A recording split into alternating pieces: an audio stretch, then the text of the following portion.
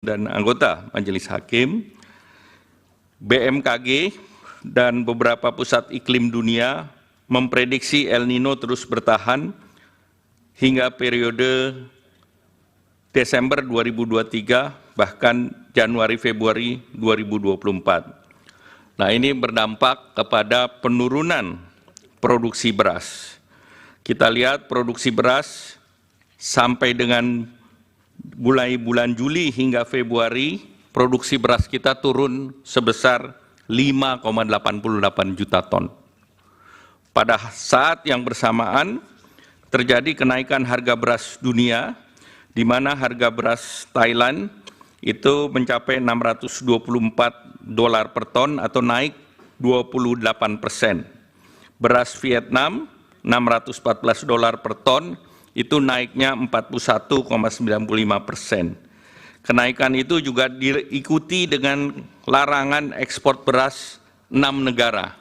Di tahun 2023, India, Bangladesh, Rusia, UAE, Myanmar, dan Uganda melarang ekspor beras, dan juga 3 negara dilanjutkan di tahun 2024, India, Bangladesh, dan Rusia. El Nino berdampak juga terhadap peningkatan harga pangan, terutama beras. Kita lihat dari data bahwa volatile food terus meningkat di bulan Juli hingga puncaknya Maret yang tercatat sebesar 10,33%. Beras menkontribusi kepada inflasi di bulan Maret saja 0,74%. Jadi pada periode El Nino tersebut produksi padi menurun, harga beras internasional meningkat, dan inflasi meningkat. Nah, itulah salah satu pertimbangan ada bansos terkait dengan El Nino dan juga bantuan pangan.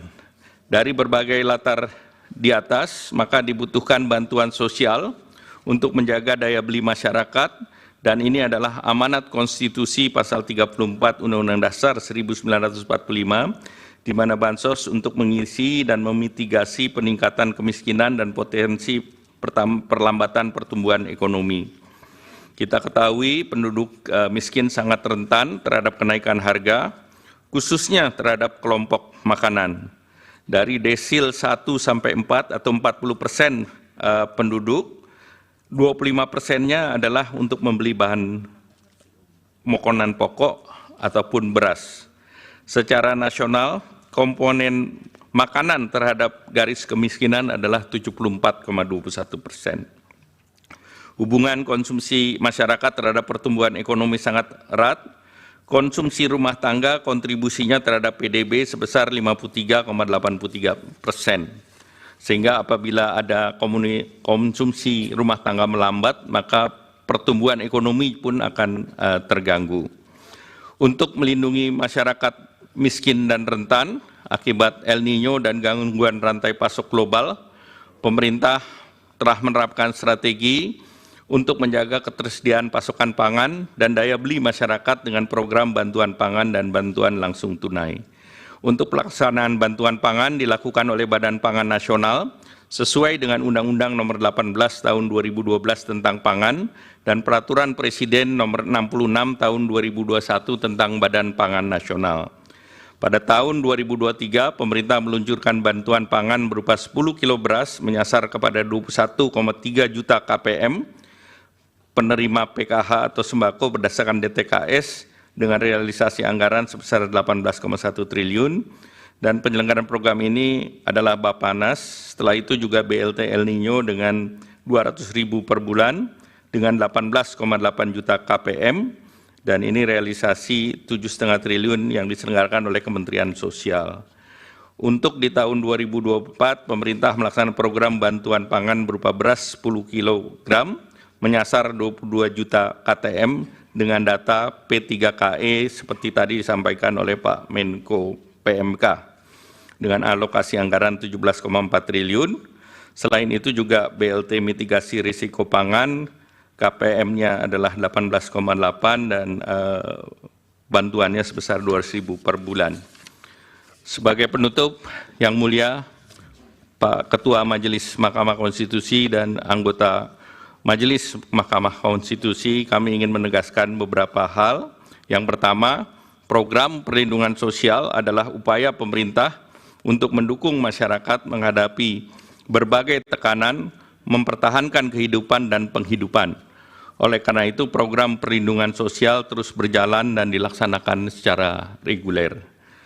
Untuk menghadapi berbagai kerentanan, tekanan ekonomi, pemerintah memberikan perlindungan sosial untuk menjaga daya beli masyarakat yang terdampak, terutama masyarakat miskin dan rentan. Oleh karena itu, pemerintah mencermati bahwa tahun 2023-2024, resiko daripada El Nino yang menyebabkan kenaikan harga pangan ini dapat mengganggu penghidupan masyarakat yang miskin maupun rentan. Bahwa penetapan pelaksanaan program perlindungan sosial dilakukan secara transparan, akuntabel, dengan mekanisme APBN yang pembahasannya telah dilakukan bersama DPR RI dan melibatkan berbagai pihak terkait lainnya.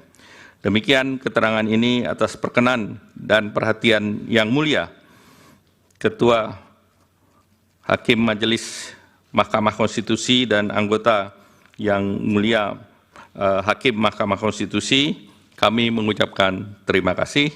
Wassalamualaikum warahmatullahi wabarakatuh. Waalaikumsalam. Terima kasih Pak Menko Perekonomian.